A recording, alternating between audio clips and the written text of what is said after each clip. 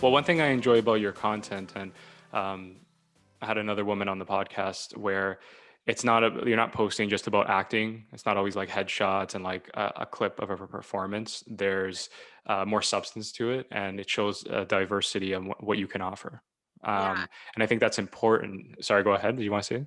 No, sorry. I was just gonna say, it's important, I think, to have like different passions, right? Like right now I'm doing my master's part-time and something completely different than acting. I'm doing like the social justice degree, like Right. adult education and community development. And it really helps me keep me grounded. Like I'm learning about different things. Education is important to me. That's a passion, right? Whether it leads you to a career or not, I think, if you like to skateboard in competitions and you're an actor too, if you like to fucking write or film anything, I feel like it's so important to not to say that just doing one thing is bad or that you're stuck, but I think it Right. really opens you up to the world and to yourself to really engage in other things and other passions. I think that helps you also dive into a character, um, but to each their own. Yeah, no, it incites creativity, right? It's the reason why I'm doing these podcasts, the reason why I'm doing these vlogs. I tell people is I don't want to be doing just one thing by making films, especially in a time where we're very limited to going out. Instead of it becoming very depressed or pitting myself because it's very, the fact that I, are set with all these emotions in my head because I write and I'm already involved in that. You don't want to get caught up in those and that mindset, and you want to find any avenue you can. Like you're saying, you're studying for your master's and you're exploring different topics of conversation that are of interest. That helps you uh, to diversify yourself. That helps you to apply that knowledge to different areas of your life, whether it's personal or professional.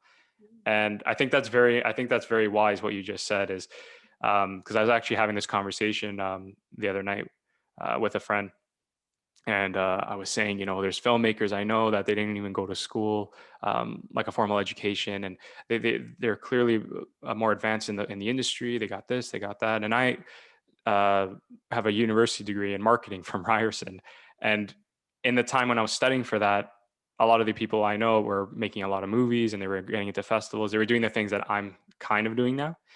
But I try not to have regret because everyone has their own path, right? Everyone has their own journey. It's just like the lottery numbers get announced yesterday, or I mean today, and you say, "Oh, I should have picked these numbers," in order to win the 50 million. It doesn't work like that. You only know what you know now, right? Yeah. Is that something you kind of struggle with sometimes? Is like the idea of everyone's on their own path, or you're already confident about Oh no, are you that? kidding me? You never know. You never know. I think to myself like, oh, I should have done this, and I'm so happy to see people I know, actors I know, and directors I know, that I don't know, doing amazing things right now. And I'm just like, I hope to be there. It's not jealousy, it's more Mhm. of like inspiration. And I'm like, oh, like I want to be there. Maybe I should have done this. And of course, like we think we have regrets. And it's totally natural to have regrets, but also, like you said, it's kind of like, no, but I did what I felt was right for me at the time.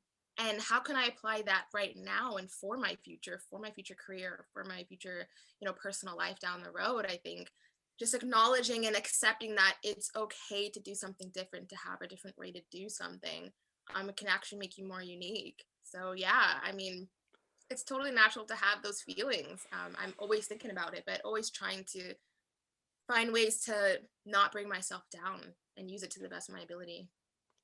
Yeah, it's I talk about this a lot on the podcast where, social media, it's very tempting. You go on even this morning, you see things, and it's not for me. It's not so much jealousy. It's more about you.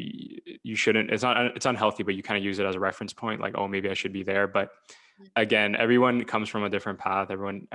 Things happen to them in an unformulaic way. That's why one of my things I tell people is success has no formula. Like you could try at something for 10 years and then finally land a role. And then there's some people that do two auditions and they're already, make it big, Yep, right? yep. Mhm. Like I believe it was the girl from Game of Thrones, Arya. I think that was her name, the young girl, Stark. Shit. Yeah, But no, I no, no all worries. the characters. We won't hold it against you. I wanted to mention I think she did like on her second audition, she landed Game of Thrones because her first audition was another show that she did.